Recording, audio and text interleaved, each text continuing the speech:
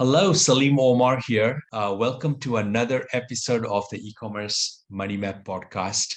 I've got a special guest. Super excited to have him. His name is Meny Hoffman. Meny, welcome. Thank you so much for inviting me. Awesome. Yeah. So Meny says it's never too early to start thinking about your exit, no matter how much you love what you do. So very quick bio introduction on Meny. He is the host of uh, the Let's Talk Exits podcast, a platform that's geared towards the ambitious Amazon and e-commerce entrepreneurs whose primary goal is to maximize the value of their business and turn it into a highly sellable entity. He's also a published book author with two books ranked as Amazon bestsellers. So through his books and podcast and speaking engagements, Meny offers actionable advice, current events, the latest trends, important data, and more so that e-commerce and Amazon businesses can prepare for the exits they've always dreamed of. Meny, I'm really excited to kind of dive in, and perhaps we can start with you sharing us with your backstory. What led you to start your business helping e-commerce business owners and Amazon business owners? Sure. Thank you so much for that. So there's a whole array of services that I've been doing before, and I'm the CEO of an agency called Ptex Group. We're located in Brooklyn, New York. Been around for now a little bit over 20 years. I have a team of over 30 people in-house, and then a close to the same amount remote. And we've been doing traditional branding way before e-commerce, and we continue to do that. And so that will be service businesses, B2B, nonprofits. And then at one point we started doing product branding, which means anything to do with the physical product. So they would go into retailers, they would go into existing people selling on different channels. And then with the rise of Amazon giving the platform for third-party sellers to sell their own brands, we slowly but surely enter that space. So we're a full service agency. And you mentioned on my podcast, Let's Talk Exit. I started off with my podcast, Let's Talk Business, which is a business platform for over 2 years that we're doing every single week an episode. But at one point, I started seeing that when somebody builds a product brand, usually it's bigger than the business owner themselves. And I'll just explain. If you're a service business, maybe you're the person that gives estimates, you're the person that's the creative mind behind the product, you're the person that will speak to your customers and do sales and marketing and so on and so forth. If you sell products, ultimately at one point you're building a brand, which means it takes its own DNA. The brand is bigger than the entrepreneur behind the brand. So at one point you have to look at it and say, I'm building a sellable asset.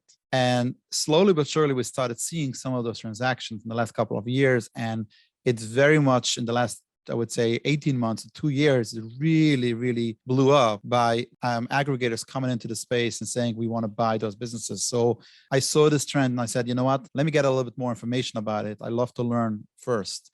I learned it. I saw the good, the bad, and the ugly. I said, you know what, there is information that we need to get to those entrepreneurs to make sure that what they need to do or what they should not do in this process. And I'm very happy that we're able to talk and share a little bit more about this. Yeah. So did your business evolve? Do you still do digital, the agency services, or has your business evolved into helping customers, clients with exit planning? So a good question. So, turning it around and asking like what you said in the bio, which is that everybody, even if you don't plan to exit, it's never too early. I've always built my company around where I work on the business versus in the business. So we have a phenomenal team that continue to do branding and marketing services across the board for hundreds of clients every year. And those people will build brands, position brands, do the visual development and everything a brand would need. That freed up some of my time to do the consultancy and build this platform on the side so I could educate the consumer. Some of them is the education for our existing customers. But ultimately, once the information is out there, it applies to everybody, regardless if you use our branding agency or not. Got it. Yeah. So it's pretty, I think they're so tied what you're doing in helping your clients with ways to grow their business through marketing, done for you stuff, agency services. Mm-hmm. And then you're now starting to think about how to help them kind of exit out. And it's about maximizing value, isn't it? So Sure. when should an e-commerce business owner, they need to start thinking about exit? And one thing, we use the word thinking. We all know that there's an end at some point, and we got to be ready. But when should they start really actively be proactive in looking at the value of a practice of their business and saying, all right, what are some ways to to maximize its value? Sure. I'll just start by the following.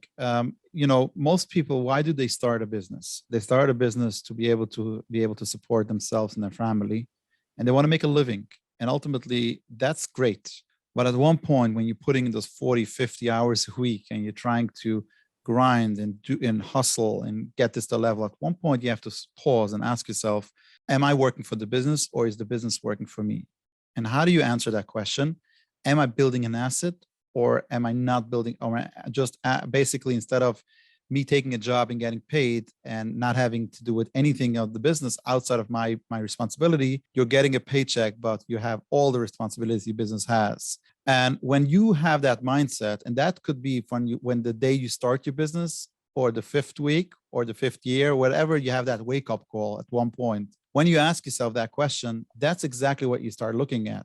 The exit, it's, the great book, John Worlow, which is a phenomenal book. I would recommend everybody to read it, with Built to Sell. And right from the get-go, he starts off, he says, you don't have to build your company in order to sell it. You have to build it in a way that you could sell it. And I think that's so important, because there's a quote that I think he has on his website or some of his content, which is that if you're building an asset that's valuable, either you're going to be able to one day wake up and get the payout, or you're going to definitely sleep better at night that you could get a payout. And I think it's such a valuable point. So it's never too early. It's not because you want to think about an exit because what should I do with the money that I'm getting on the exit? It's you want to make sure that you're focusing on the proper metrics in your company that will maximize the value of your asset. So to answer in short your question, it's never too early to start thinking that. Yeah, I love that, man. This is so powerful, what you just shared. And I want listeners to really pay attention, reflect on what Meny just shared. It's the mindset thing. It's really, looking at your business and really just not really even your words, but, from what I understand, what an exit is and how to maximize it. It's really being very intentional about every day doing things that you're working on the business, that you're working so that you're freeing yourself up from the day to day. I'll just Meny, even add, Sure. one more point on that, which is one of the things that we're speaking now in early February, early 2022, in March of 2022. But so we've seen this spike of aggregators come in and trying to buy businesses. Now, 10 years ago, 5 years ago, 3 years ago, when you sat in a room of e-commerce sellers, and you would ask them, what's your business model? Everybody would have a different business model. I have 100 items and my profit margin per item is small, but I make it in quantity. While the other person would say, I only have selective products, but my margins are high. And the other guy would say, I do retail arbitrage, I do private label, I do this and that. Everybody would have a different way of how they define success in their e-commerce business. I would say with what's happening now in the market, based on agencies helping sellers sell, brokers, advisors, or even going direct to some of those buyers, what you do see, there's a common theme: what makes a healthy, successful business? And I think we should all learn from that. Every person listening that has an e-commerce business should at least pay attention. They don't have to pay attention, do I want to sell or not? But what are the things they look at? What are the things that will bring up the value of my business versus what are the things that will be concerning for the potential buyer? Because if it's concerning for a potential buyer, probably it should be concerning to you as well. Yeah, that's great. What are some strategies, when we talk about maximizing the value, what are some strategies to do that? Mm-hmm. Yeah. So the first thing is the first thing, and this sounds the most simplest, but unfortunately, I've seen it too many times, not done well. And I think this is something, is know your numbers. That's the first thing. And we see sometimes e-commerce, especially brand owners, that love the marketing side, they love the learning a YouTube tip or trick of how to get social media influencers to market your product and so on and so forth. And when you ask them about numbers, they'll say, well, we have an accountant, we have a bookkeeper. That's great. That's for bookkeeping purposes. But what are the metrics? What are the high level metrics that you get fed on a monthly basis that you should be able to know? These are the numbers that I need to know every single month. Is my business going upwards, flat, or unfortunately going downwards? And even if it's going downwards, do I have a clear understanding why? And so the first thing I would say is, don't rely just a bookkeeper that does your bookkeeping or an accountant that does your taxes. Require your accountant to give you some high level information on a monthly basis that will help you make decisions about, where, first of all, understanding where the business is, but then help you make decisions of what your focus should be in the next month, in the next quarter, and so on and so forth. So the first thing is, knowing your numbers will be the first stepping stone to understanding where your business is at the moment in order to know where to improve. The second thing I would say is, once you know what you need to do, is making sure that you are intentional about making change in the places where you need change. Now, what I mean by that is, you might have, a crazy amount of spend on advertising, and could be on Amazon. If it's an Amazon brand and you're selling and you're spending on Amazon PPC, if it's a e-commerce D2C, direct to consumer side, it might be Facebook, it might be other channels of social media. But guess what? If you know that whatever it takes, I need to bring my cost for acquisition down, then if this becomes a focus, then you could zoom in to say, is all my advertising high? Maybe it's one of my SKUs, one of my products that are bringing up my numbers in total, and maybe I should pull them out of the campaigns and stuff like that. So that's a second step, is that it's not only important that you know your numbers, but then know what are the numbers you want to see, and then figure out which elements of your business is actually hurting your total overall numbers. That would be the second thing. And I would say, following that would be, is we spoke about building a company that's building an asset versus you working for the company, is always ask yourself, is there a process in the company that only you know? Like, if it's only sitting somewhere in your head, and if you want to sell it, there's going to be it's going to be so hard to transfer that information over. So if you have a product development way, how you look at products, or how you look at supply chain, how you look at marketing, it's always good, and it's never too early to start creating those processes and documenting those processes. So whenever somebody comes to look at your business, you say, here's my product development process. Here's my supply chain process. Not, I need to look for that information. I look for that information. I have it in I have in my phone, and this I have in my computer, and this document I have there. And whatever happens sometimes when you start having those early conversations, and this is how the conversation goes down, the buyer potentially says, wait a minute, there's something I'm going to find in the diligence that will anyway throw me off. Maybe this person is not very organized, so maybe the numbers is also not accurate. Yeah, that's awesome. Good stuff. 3 powerful strategies, Meny, that you shared here with us in terms of maximizing the value of your e-commerce business. Interestingly enough, I mean, you talk about knowing your numbers, and that's the business I'm in. As a CPA, is helping e-commerce business owners, Amazon sellers, know their numbers. And I think of it along the lines of, the words, the terminology, the lingo I use is key performance indicators. And so, I see that as being so important in an e-commerce business, because every KPI, every number, or all the important ones, they are things that drive it. And I think that's kind of where you went with the elements, knowing the elements to change. Every KPI, every important number, they're things that drive it. And it's important to know what are those things that drive that number up or down. And when we know what drives that number, then we can be very intentional and deliberate about doing something about the things that drive that key performance indicator. Let me just And add. really, Let me just add on this yeah, because I think this is so important, and especially you mentioned that that your background and what you do from an accountant perspective. And sometimes, I could hear from sellers, why didn't my accountant tell me that, or stuff like that? The answer to that is that you should have told your accountant this, which means is that you need to know the key performance indicators you just mentioned, which is phenomenal and it's very important. But who makes those key performance indicators? It's the business owner understanding where they want to go with the business. So if somebody says, you know what, I am in the mode of I'm only looking now on top line revenue because I need to be a $5 million company. Yeah. So key performance indicators will be all about growth. And then the question is, how many products are you launching and how aggressively are you with PPC and stuff like that? Of course, you need to focus on all of the metrics, making sure that you're building a sustainable business. But sometimes growth takes over net profit. But at the same time, sometimes you say, you know what, we grew. This year, we're going to focus only on tightening our margins. Now, the accountant could give you advice of how to get there or point out certain of those facts on basically the story of your accounting documentation and the reports, but it's still your business. You need to know where do you want to go with the business.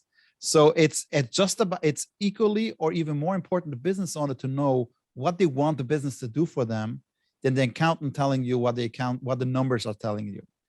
And matching up those two is very important. So speaking about, again, back on the exit part, sometimes I tell a business owner when they tell me, they reach out for a consultation, they say, I want to exit my business. And I say, okay, what type of money do you want to get?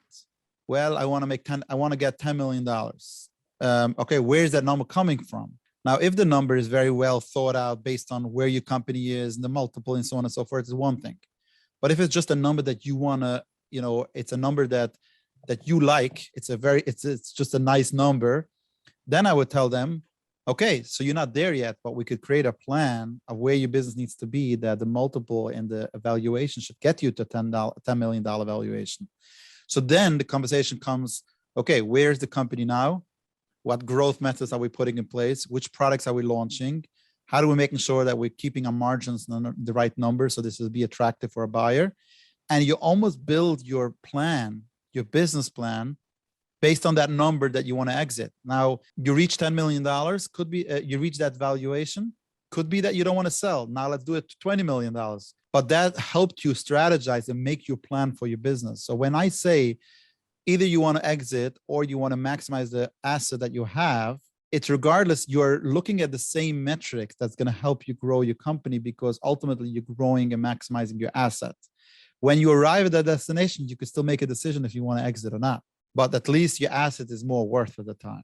Yeah, this is gold, man. Thank you for sharing this. I'm looking at the clock. Time's flying. Oh, Yeah, wow. this is amazing. I've got a few more questions I Sure. want to really get your thoughts on.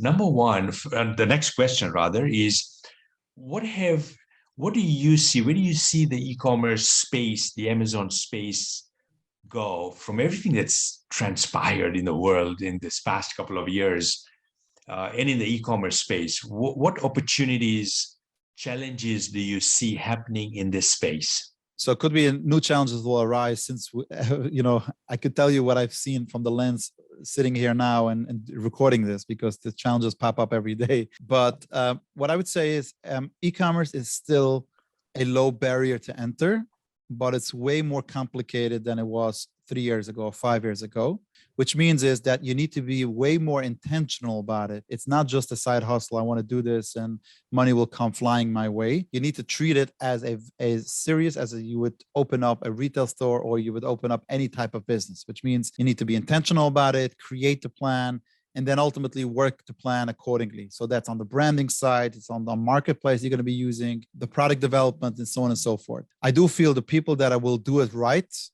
still have a large potential. And ultimately, because we have platforms like Amazon, Walmart, and others that are putting your product in front of millions and millions of shoppers that you couldn't have been in front of 10 years ago, 15 years ago.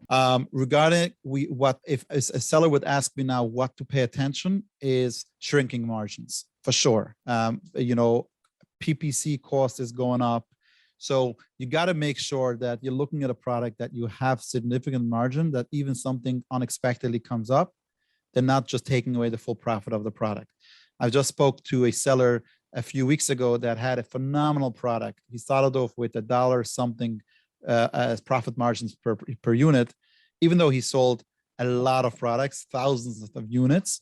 But I told him that it's very risky, and just a few weeks later, Amazon changed the fee structure, how they measure the product, and he's in a minus for every single product he sells. So you got to start off with proper margins to leave room for errors, leave room for fees, leave room for returns. Otherwise, you could find yourself turning around a lot of money and then not seeing the results at the end of the year, the end of the quarter, whatever it is. Yeah. Knowing the numbers and really having the finger on the pulse with it in real time, having that real time data is so important. Meny, what's a question I didn't ask you that I should have asked you? So I would say, why did I enter the space when I could have done so many other things with everything going on in my agency? And I'll answer. Great question. Okay. And I'll answer it because unfortunately, I started seeing the good and the bad and the ugly. Some of my clients getting involved and trying to do it on their own, trying to exit on their own, and then leaving money on the table because not presenting their business to the right buyer or in the right formats. I've seen, unfortunately, businesses, people lose their deal and almost the business at the same time because they were so invested in the exit process. And then they forgot about they're still running a business and they still need inventory on Amazon. They still need to order stuff from China. And all of a sudden there's New Year, Chinese New Year. And all of a sudden they forgot to put in POs. And then the deal fell apart at the last minute and they almost lost both of them at the same time. And at the same time, I've seen people that I want to exit and that just lost on where should I focus on to make sure the timing is right for my exit. So I've decided to dedicate a certain amount of my time. And I have an amazing team. So ultimately, I have the availability to be there in the forefront of educating people so they are well informed. And at the same time, somebody that wants to exit or even wants to think about what should I focus on if I want to potentially exit, to have those conversations with potentially sellers and advise them in the process to make sure they're not doing this on their own. Yeah, this is great. Man, thank you so much. I really appreciate, Meny, everything that you shared, the advice you provided, you gave. How can listeners reach out to you if they want to? Sure. So if they want to reach out to me personal, LinkedIn would be the best format. It's Meny with an E. I'm pretty active on LinkedIn. I share a lot as far as general content and also on the exit strategies. If they want to discuss maybe potentially just a conversation, a free consultation about exiting, the best way would go to letstalkexits.com. That's exit with an S. And on that website, they're going to have a lot of information. They could just learn what's happening in the space.